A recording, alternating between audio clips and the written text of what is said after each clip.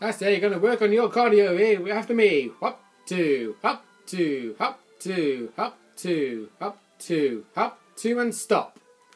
Hello, everybody, Shocklands 1000 point for Tuesday. Don't mind me, I was just training that girl how to work her cardio. Anyway, of course, yes, I haven't actually battled all the trainers on this route, but there's a main reason why I started off the episode battling, of course, these trainers.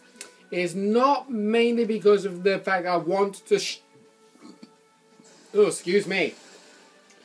Yeah, I just not long had my dinner, so I might be burping a lot. But the main reason why I started the recording is not because of the fact I'm actually showing a trainer of interest. It's because, well, we're going to be having something very important coming up, and I actually wanted to get it on camera because, of course, I know that you lot do not want to miss it. But anyway, last episode, we didn't exactly do much. We just basically challenged about 4 trainers and also caught a dojo. That's pretty much it. But this episode, we will be trying to get to the next town, so don't you worry. And before we actually challenge the next trainer, Bruce and Evelyn both leveled up to 36, but more importantly towards Bruce, he learned a new move. He learned Crunch, which I got rid of Bite for. So, yep, that's pretty much a good amount. So now we're going to be battling this trainer, which is using a Jolteon. And I can honestly tell you, these trainers who I honestly thought use only one Pokemon, apparently I was wrong. The guy who jumped us at the end of the last episode obviously had a Primeape, but he also had himself a Graveler. And there was another trainer who had a Vulpix stood by her side that used 2 other Pokemon, and already I can't remember which Pokemon that she was using. Actually, yeah, she was basically a trainer of interest in a way, because the trainer who stands next to a Vulpix has an Ivysaur on her team. And yeah, I know, I realise I should really be using Dig, but I'm actually sparing with Dig at the moment because it's only 10 PP. I don't want to be, like, you know, too into using it too many times, if you know what I mean. But yeah, that trainer used an Ivysaur, and I can't remember what her third Pokemon was. But it doesn't matter anyway. Hey, critical hit! Actually, something else I need to talk about. The very moment where I stopped recording, I used Dig on the guy with the Primeape with his Graveler, and I got a critical hit. And I actually, of course, counted that because, well, it was still technically me getting a critical hit. The AI didn't get anything, though. But there was a trainer who did, I believe, attempt to try and paralyze me, but they failed. So that's a good thing.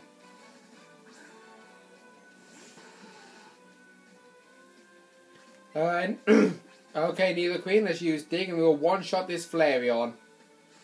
And yes, in case you're wondering, with the Eons, the Eevee evolutions, Vaporeon is really good in special defense and HP. Jolteon is really good in speed and special attack.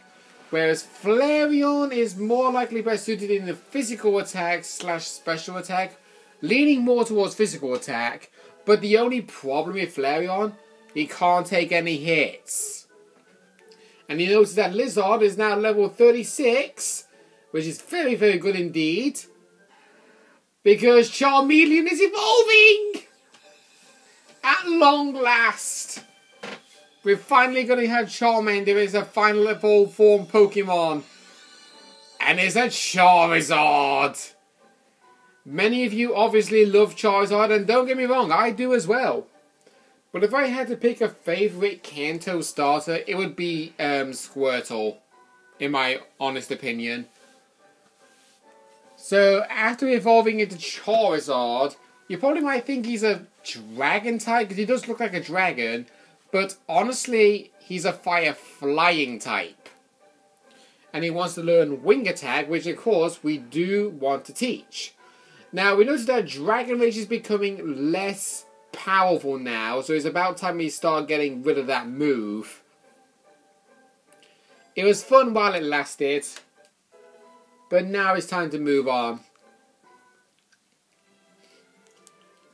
And speaking of Charizard, let's put him in the leading role. And it was even better. If you take him out of the Pokeball, you can actually ride him in the air and avoid any trainers that you might come across. We got a few item balls over here. We got this one of a Super Lure. Oh, there's a new Pokemon over there, and it's not new to me because I actually did catch one off camera. But there's a new Pokemon, and his name is Ponyta. Well, her name, per se, because it's a female. I honestly love Ponyta as a Pokemon. And the reason why is because it's basically a stallion, as I like to call it. Because it's a horse. And yet, horses are not really known to be my favourite animals, but I still like them nonetheless. But the main reason why I love Ponyta is because of her shiny. When you catch a legit shiny Ponyta, that red flame coming off of her becomes blue. I actually have a story about Ponyta. I actually tried to catch a legit shiny Ponyta in Pokemon Let's Go Pikachu, Let's Go Eevee. I had a catch combo, and I am not kidding by this. Sorry. I had a catch combo of 35 Ponytas in a row, and that was to increase the likelihood of getting myself a shiny Ponyta, because I had a catch combo of 35 Ponytas, and every single Ponyta that showed up was not a shiny. And when I eventually managed to find another Ponyta to actually increase the catch rate, I actually failed to catch it, and he ran away, breaking my catch combo, meaning I got screwed in getting myself a shiny Ponyta, and I had to start the catch combo all over again just to get that one shiny, which has still not shown up for me. I'm honestly not happy at the fact I never managed to get it, because I legit love shiny Ponyta. Because the majority of the time, fire type starter Pokemon I do not like, because the whole thing with the fire types is that most of them, they look normal 1 minute, but then their shiny just looks a much more brighter version of the original ones. It's like Charmander. His original colour scheme is red, but his shiny is a much brighter red that kind of listed to be more on the yellowy side, and I do not like that. But Ponyta, the only thing that changes with Ponyta is the flames. It changes from a red flame to a blue flame, which makes total sense because red flames are known to be